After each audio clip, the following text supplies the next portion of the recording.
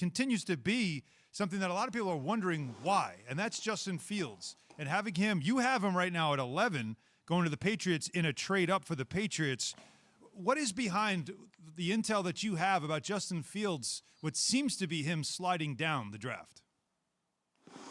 Yeah, I want to remind everyone, this is not my rankings. This is when I'm talking to people in and around the league and where I think that they're going to go based off those conversations. I have Fields ranked ahead of Mac Jones, but I have Mac Jones going 3 ahead of Trey Lance, who I also have ahead. So I've got Trey Lance, Fields, then Mac Jones, but I have Mac Jones going simply because the people I've talked to in the league and some other reporters who have good information are saying that it very likely could be Mac Jones. Now, when this trade happened, when San Francisco gave up all the picks that they gave up, the 3 first-rounders and the third-round pick, the first thing I thought was Trey Lance is a perfect fit. They've got Jimmy Garoppolo in San Fran.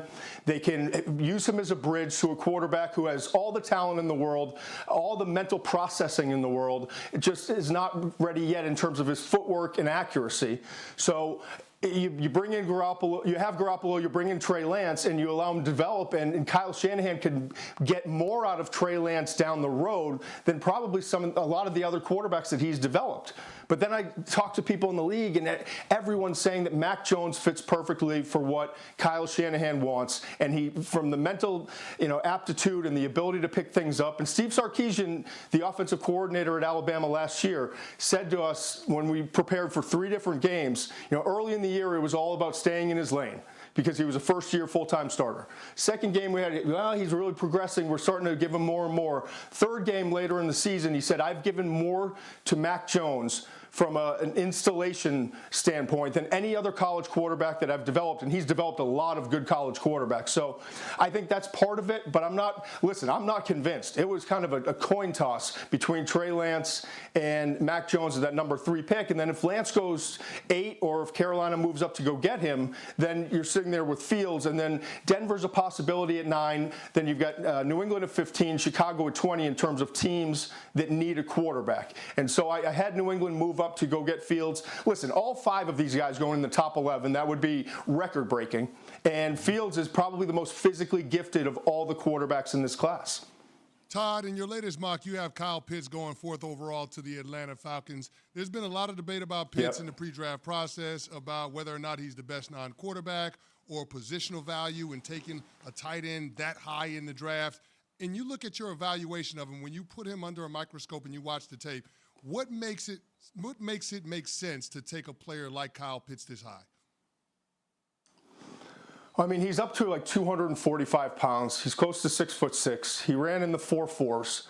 And you see on tape, his ability, it's not just the speed to get down the field, but it's his ability to get in and out of breaks, create separation. When he doesn't create separation, go up and make the contested catches, which I call late separation, And he's not a great blocker. He's never going to be that inline Y tight end, if you will, in the NFL, but he at least gives effort, and he works at it, and he's pretty good on the move. So I think he's as special a tight end as I've seen in the last decade coming out of the draft. And the way you can move him around, I mean, you can flex him out. You can use him in the backfield coming out as an H-back. You can put him out wide. He can run routes and do different things than most tight ends that I've seen and evaluated over my 20 years in doing this. So that's why Atlanta, it was tough. Picks 3 and 4 were the toughest picks, because San Francisco, again, I thought Trey Lance made more sense, but then I talked to people. And then at 4, Atlanta could very easily take Justin Fields at that spot, right?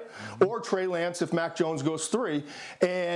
But I look at this and you say Matt Ryan is here for at least 1 more year, maybe 2, because of the salary cap and the way they've adjusted his, the hit that they will take.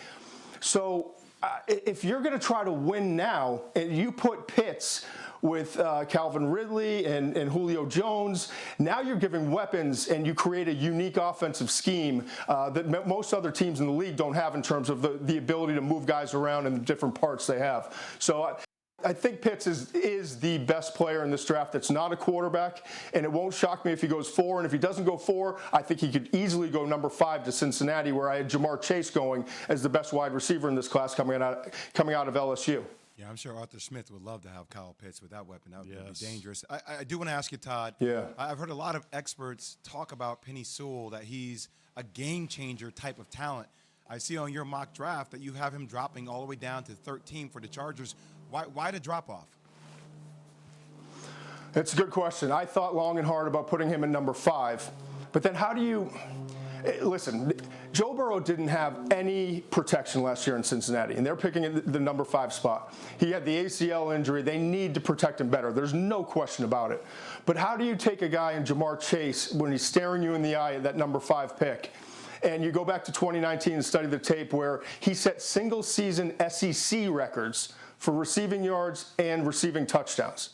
And you know that the rapport is there, and Burrow knows how to get him the ball, and Chase knows how to, when to look up and when to go back to the ball, and how to work the scramble rules and all the other things that come with spending time with the quarterback as a receiver. So, I thought Sewell was a real possibility at 5. I went with Chase simply because of the connection there with Burrow, and it could be Pitts as well if Pitts doesn't go number 4.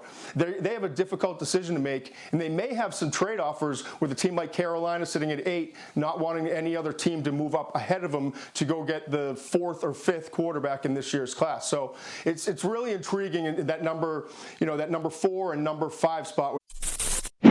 Thanks for watching ESPN on YouTube. For live streaming sports and premium content, subscribe to ESPN Plus right now.